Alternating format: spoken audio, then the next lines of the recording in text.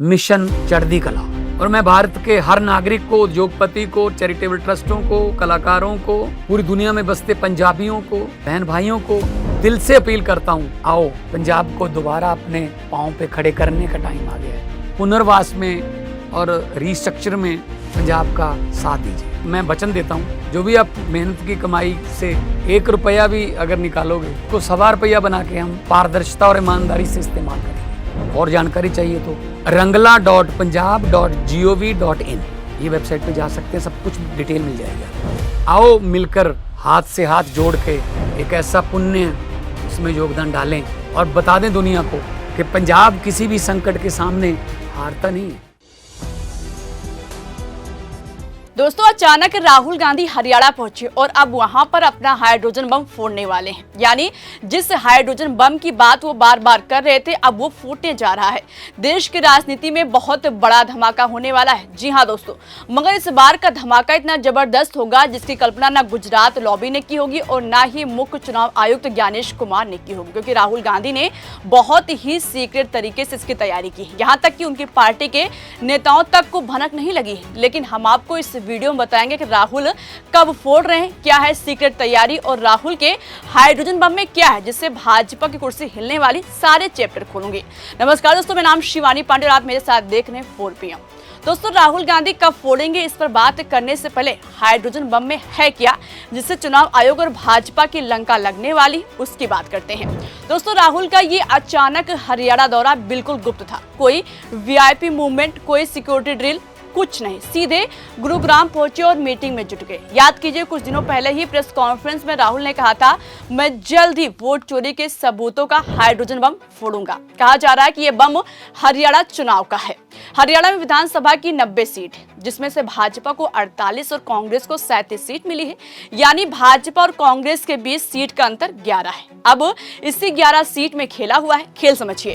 हरियाणा में 5 सीट ऐसी हैं जहां पर बहुत ही कम वोटों से भाजपा चुनाव जीती है। कहीं पर 36 वोट से तो कहीं पर 610 वोटों से भाजपा का प्रत्याशी जीता है। अब भला कैसे कोई इन 5 सीटों पर हार को भुला पाएगा?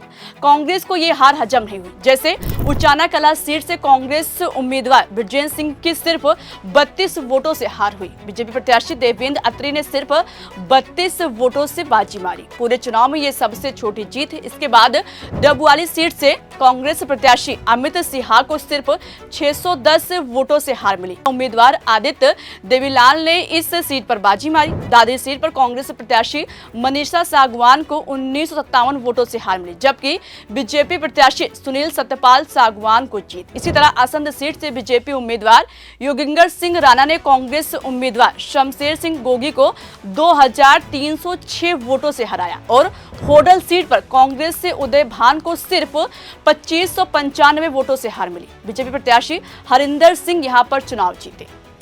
अब दोस्तों, जिस तरह से इतने कम वोटों से कांग्रेस ने हार का सामना किया, ये बात किसी को हजम नहीं हो रही थी। उसी समय राहुल गांधी ने हरियाणा में कांग्रेस की हार के लिए वोटर लिस्ट में धांधली का आरोप लगाया था। उन्होंने कहा था कि ये गड़बड़ियां इसलिए क्योंकि चुनाव आयोग वोटर्स का डेटा उपलब्ध नहीं कराता और साफ कह दिया था कि उनकी टीम हरियाणा चुनाव का भी अध्ययन कर रही है, खासकर उन सीटों का जहां बहुत मामूली वोटों के अंतर से कांग्रेस हारी थी। मगर अब राहुल की टीम की यही रिसर्च कंप्लीट हो गई है। राहुल गांधी लगातार बार बार यही कह रहे थे कि उनका हाइड्रोजन बम आ रहा है। इसी में सबको उम्मीद थी कि राहुल आज फोड़ देंगे, मगर बाद में राहुल ने कहा कि अभी सही से तैयार नहीं हो पाया है, लेकिन बहुत जल्द आएगा।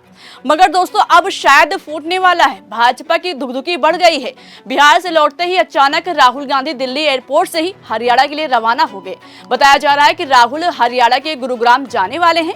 इसकी किसी को भनक नहीं थी, सिर्फ उनकी अपनी सिक्योरिटी टीम से फोन पर बात हुई थी, जिसके बाद राहुल गांधी दिल्ली एयरपोर्ट से सीधा गुरुग्राम के लिए निकल गए। उनका यह दौरा इतना सीक्रेट था कि किसी को भनक तक नहीं लगी। सिर्फ राहुल ने सिक्योरिटी टीम से फोन करवाकर कांग्रेस से प्रदेश प्रवक्ता मनीष खटाना को मिलने के लिए एक रेस्टोरेंट में बुलाया था। इस दौरान उनके साथ डिनर मीटिंग हुई। मीटिंग में क्या बात हुई है और राहुल का अगला कदम क्या है, आगे वीडियो में बताएंगे, लेकिन उससे पहले आप राहुल का ये बयान सुनिए। मैंने हाइड्रोजन बम की बात करी है, वो आएगा, ठहर जाइए, वो आ रहा है, वो आएगा। और फिर आपको बीजेपी की जो सच्चाई है, जो इन्होंने पूरे देश में किया है, बिहार में करने की कोशिश कर रहे थे, और बिहार के युवा ने इनको रोक दिया है, उसकी सच्चाई आप सबको पता लग जाएगा। तो सुना आपने, राहुल गांधी साफ साफ कह रहे हैं कि आप ठहर जाइए, हाइड्रोजन बम आ रहा है। दोस्तों, राहुल गांधी ने ये बात 24 सितंबर को पटना में हुई कांग्रेस के 84 साल बाद CWC की मीटिंग में कही। एक तरफ उन्होंने ये दावा किया, दूसरी तरफ इसके कुछ ही घंटे बाद जैसे दिल्ली पहुंचे, एयरपोर्ट से सीक्रेट तरीके से गुरुग्राम पहुंच गए। वहां PGO कैफे में अपनी सिक्योरिटी टीम और मनीष खटाना के साथ डिनर किया। कई मुद्दों पर बातचीत हुई।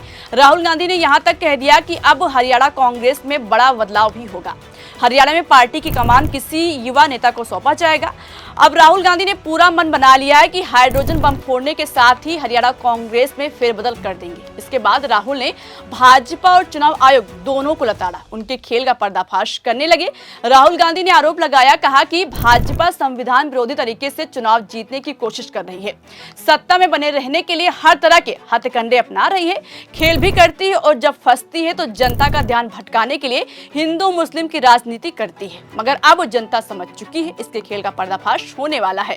अब बात राहुल के हाइड्रोजन बम की। दोस्तों, सूत्रों का कहना है कि राहुल गांधी गुरुग्राम हाइड्रोजन बम की तैयारी का जायजा लेने के लिए पहुंचे थे, जो बहुत ही सीक्रेट तरीके से तैयार हो रहा है। कहां तैयार हो रहा है, कैसे हो रहा है, इन सवालों का जवाब कांग्रेस नेताओं को भी नहीं पता है, सिर्फ राहुल गांधी और कुछ चुनिंदा नेताओं को पता है। राहुल गांधी ने चाहते हैं कि इससे पहले किसी को कानो कान भनक हो। बस कुछ ही दिनों बाद जब फूटेगा तो इसका झटका इतना तेज होगा कि भाजपा की कुर्सी हिल जाएगी।